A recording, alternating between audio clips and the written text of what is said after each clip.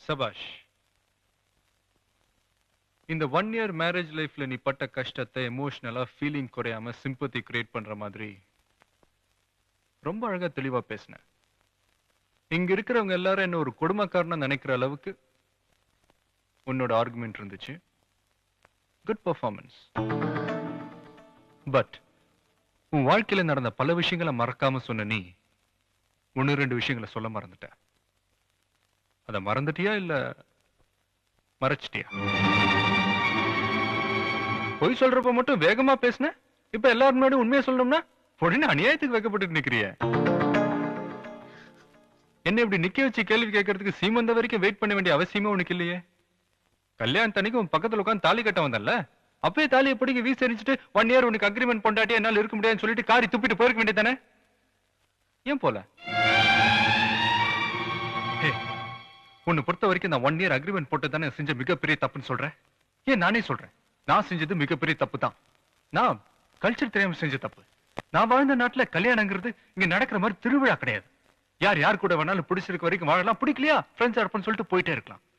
கல்யாணங்கிறது அதனால இந்த ரேஷன் மெத்தட்ல ஒருத்தனுக்கு ஒரு பொண்டாட்டி தான், ஒருத்திக்கு ஒரு புருஷன் தாங்கிற கண்டிஷன்லாம் கிடையவே கிடையாது. 2-3 வாட்டி கல்யாணம் பண்ண ஆம்பளைங்களையும் பார்த்திருக்கேன், 4-5 வாட்டி கல்யாணம் பண்ண பொண்ணுங்களையும் பார்த்திருக்கேன். அந்த கல்ச்சரை பார்த்து பார்த்து வளர்ந்த எனக்கு 1 வருஷம் மட்டும் பொண்டாட்டியர் அக்ரிமெண்ட் போட்டது எனக்கு தப்பா தெரியலடி.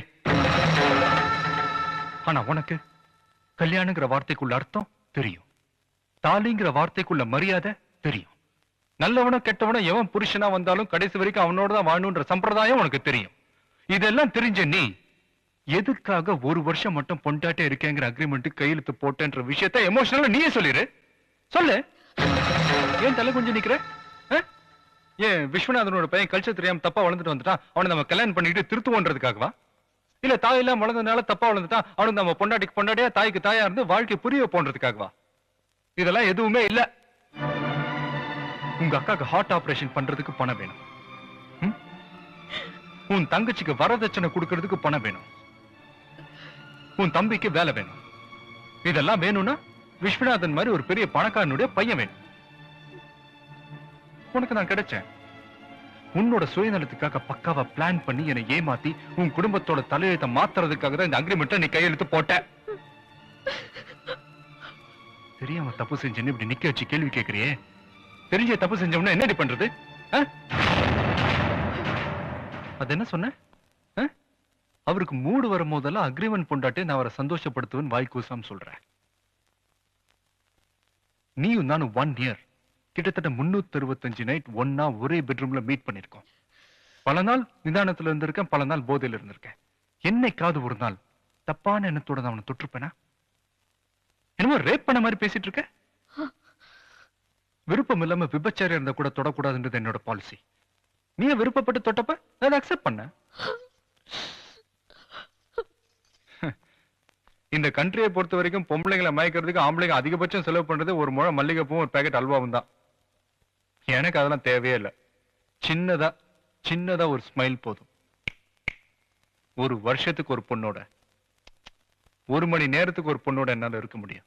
அந்த கெப்பாசிட்டி எனக்கு இருக்கு. ஆனா நான் அப்படிப்பட்ட கேரக்டர்ல ஐம் நாட் a womanizer. நீ என் கூட இருந்த காலத்துல நீ என்ன லவ் பண்ணி இல்லையான்னு எனக்கு தெரியாது. ஆனா நான் உன்னை விட்டு பிரிஞ்சதுக்கு அப்புறம் நான் உன்னை லவ் பண்ணிட்டு இருக்கேன். சின்சியரா லவ் பண்ணிட்டு இருக்கேன். உன் பேருக்கு பின்னாடி விஜயின் போட்டுக்க வைக்கப்படுற நீ குழந்தையோட பேருக்கு முன்னாடி என் பேர் இன்ஷியலா போட்டுக்கிறதுக்கு மட்டும் ஆசைப்படுறியே. அந்த நியாயம் எனக்கு புரியல. திருந்தி வாழணும்னு நினைக்கிற என்ன புரிஞ்சுக்க தெரியாத உன்கிட்ட என் குழந்தைய மட்டும் எப்படி தர முடியும்?